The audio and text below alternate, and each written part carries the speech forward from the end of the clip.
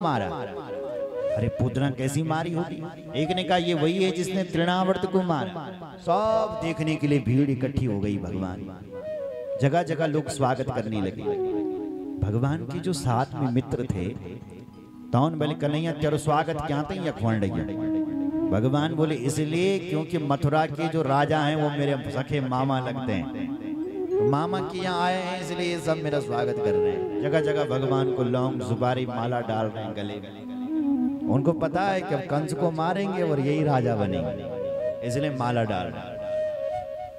ब्रजवासियों ने कहा कन्हैया तूने बताया नहीं कि तेरे मामा क्या मार रखे, हम तो नए कपड़े पहन करके आते हैं। भगवान बोले कपड़ों की कमी है क्या? कपड़े पहन चाहिए तुम्हें? बोले हाँ। बोले चलो। तो एक धोबी दिखा महाराज, धोबी। भगवान ने उसको प्रणाम किया, मामा जी प्रणाम। धोबी ने कहा मामा क्यों रे? मामा कैसे बोला मुझे? भगवान बोले क्यों गुस्सा करते हो? आतंकवादी होगा जो गुस्सा कर रहे हो? अरे यहाँ के राजा हमारे मामा हैं, इसलिए जो मामा के घर पर जो मिल जाए सब मामा है, इसलिए मामा प्रणाम कर रहे हैं। तुम्हें बुरा लग रहा है? ओहो तुम कृष्ण बलराम? बोले हाँ हाँ हम ही हैं। तो मैं जानता हूं तेरा मामा केतु यकबेदा है।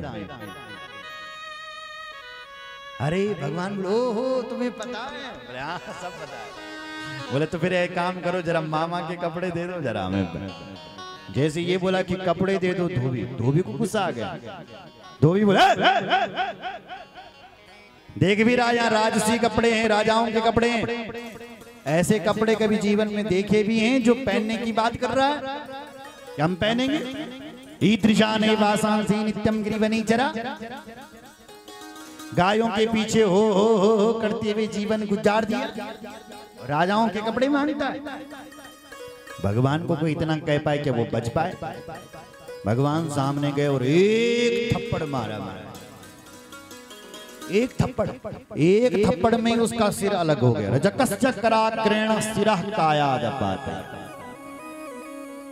सिर अलग हो गया। बोलो जय श्री। और जो धोबी थे उन्होंने कपड़ों की पोटली वहीं छोड़ी और पतली गली से भागी। बोलो जय श्री। भगवान बोले ब्रजवासियों छांट लो। सब अपने कपड़े, सबने कपड़े छांटे पहने तो साहब ऐसे लगे वो कपड़े जैसे हैंगर से टांग दियो। और राजाओं के कपड़े लंबे। आगे चले तो दर्जी ने देखा तो हंसी आने लगी। दर्जी ने बोली यूं नहीं फैशन का खाना आई है। भगवान के पास आकर के बोला प्रभु इन कपड़ों को जरा ठीक कर दो। भगवान बोले जल्दी कर। तो उस दर्जी ने वो कपड़े ठीक ठाक कर दिए। भगवान ने बोला क्या इनाम दे दूं? दर्जी ने कहा धोबी को क्या मिला वो तो देख लिया। कहा प्रभु कुछ नहीं चाहिए, तुम्हारी दया दृष्टि बनी रहे बस। तो भगवान बोले तुम खूब फलोगे फूलोगे, जाओ। आज आप देख ही रहे हैं कि दर्जी कैसे फल फूल रहे हैं। क्यों? कपड़ा सस्ता और सिलाई महंगी। हाँ? एक कुर्ता 500 का बन रहा साहब, और दूल्हा सरकार के हो तो तब तो कहे नहीं क्या। बोलो जय श्री राम। भगवान ने उसको आशीर्वाद दिया। ब्रजवासियों और क्या चाहिए? बोले कन्हैया कपड़े मिल गए, अब एक माला डलनी चाहिए गले में। तो चल पड़े। एक सुदामा नाम का माली था, उसके घर पर गए। उसके पास था भी कुछ नहीं, माला थी, भगवान को गले में पहनाया।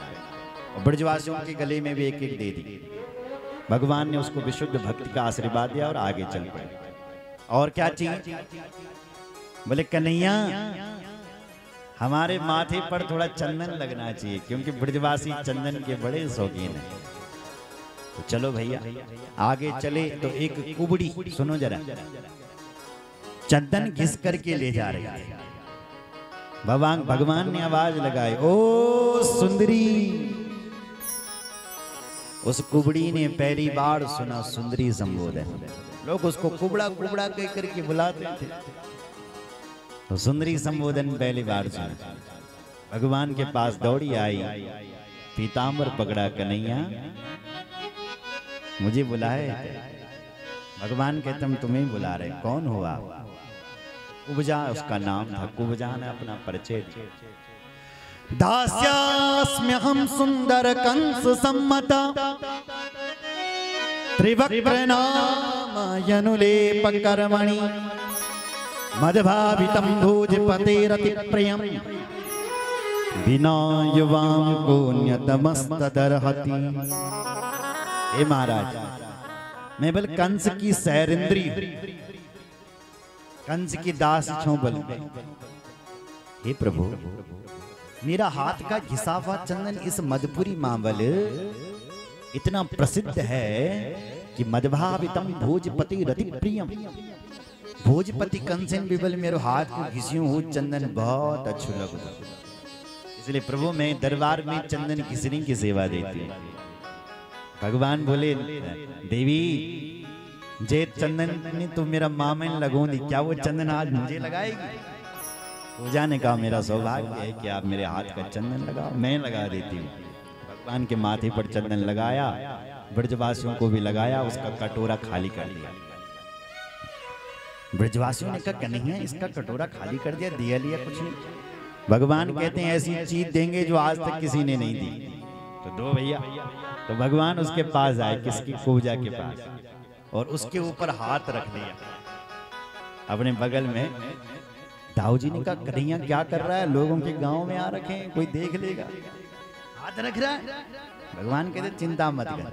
हाथ रखा भगवान ने और एक झटका मारा। झटका, जैसे ही एक झटका दिया तो एक झटके में उसके तीनों कुबड़े गायब हो गए। छम छम करती हुई पधारी, भगवान का पीतांबर पकड़ लिया। प्रभु मेरे घर चलो। भगवान का रुक जा, सब वो घर में ओढ़ लगे, जरा थोड़ा मामा जी को स्वागत कर दो जरा, तब ही सब घर आगे चल पड़ी।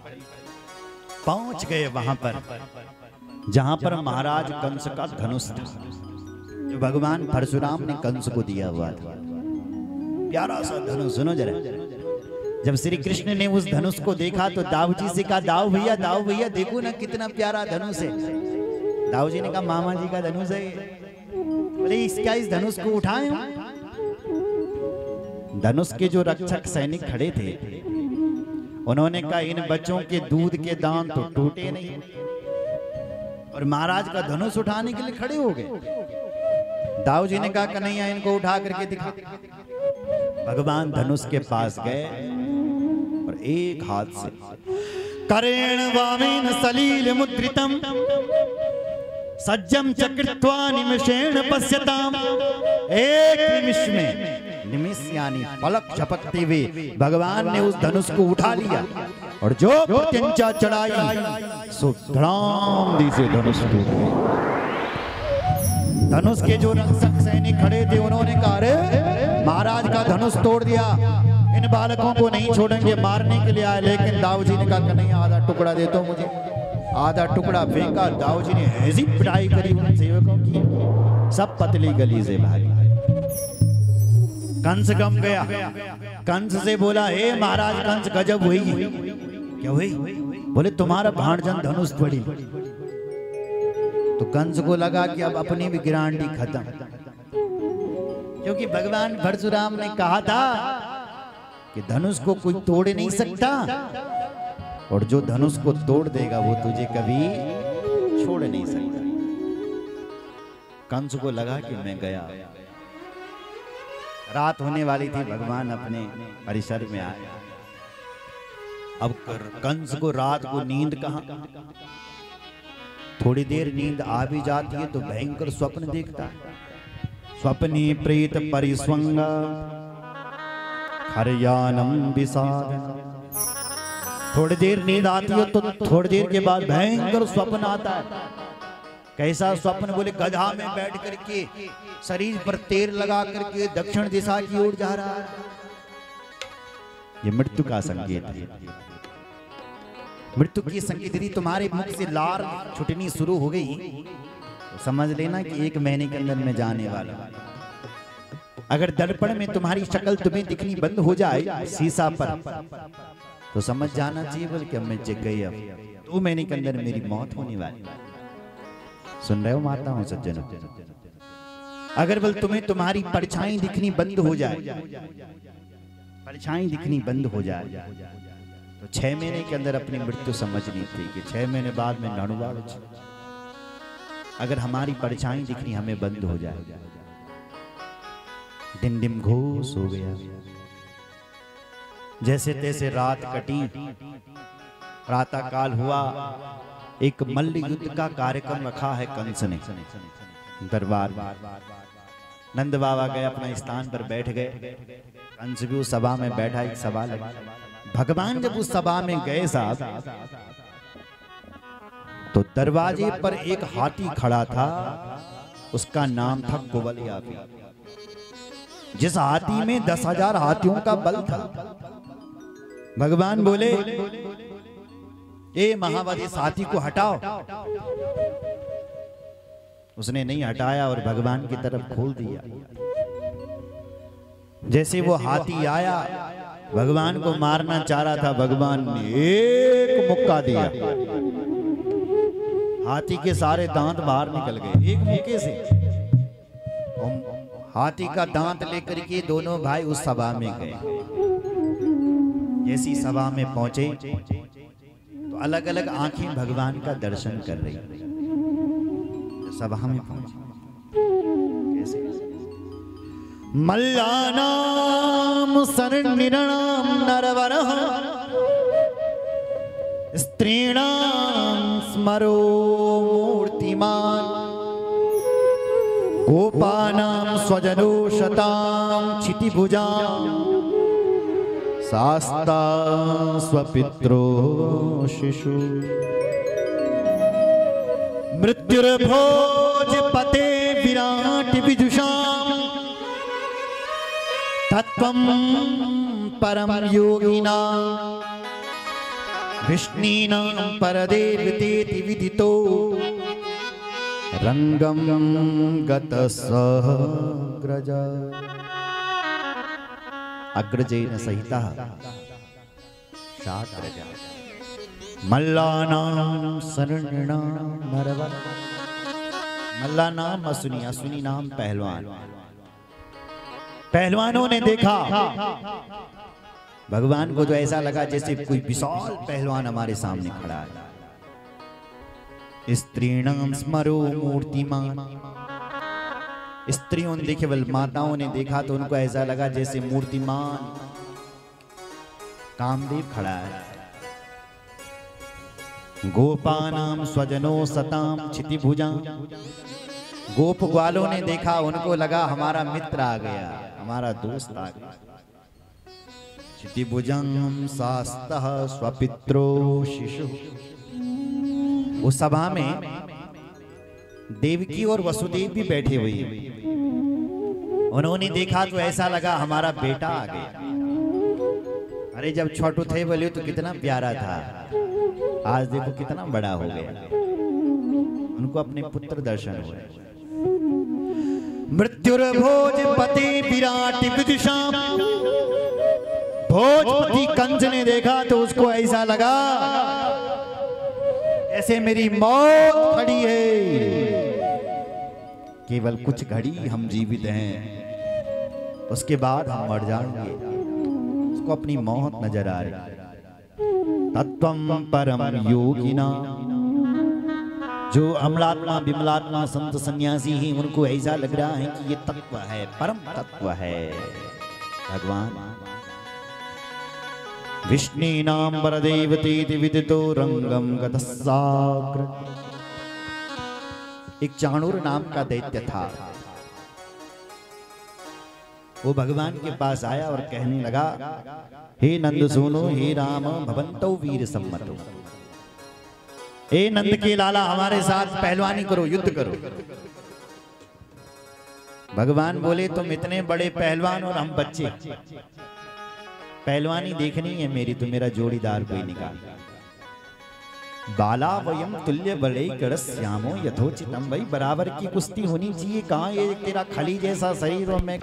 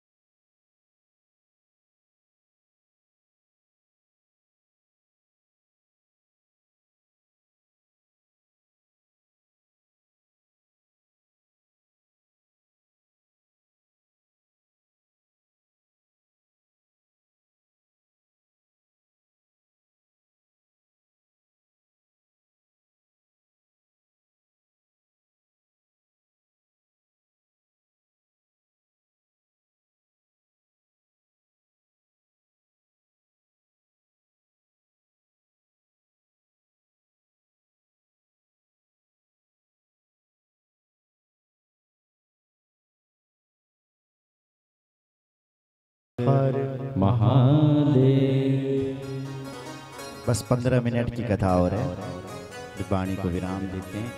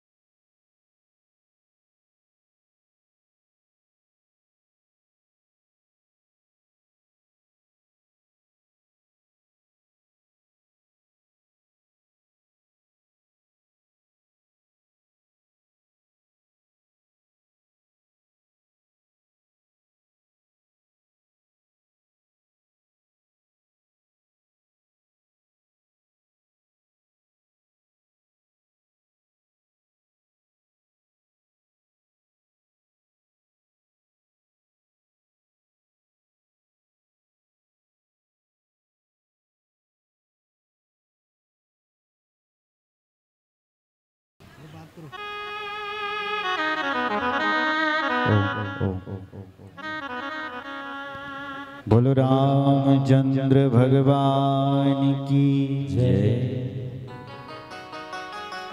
भगवान ने उन दोनों पहलवानों को मौत के घाट उतारा। उसके बाद भगवान कंस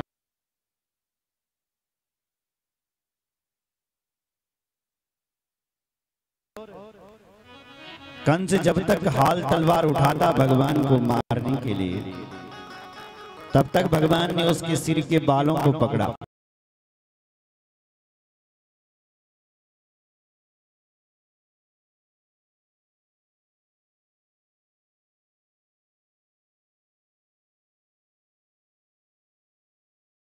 घुमान करके उसको घुमाने लगे, बाल पकड़ के।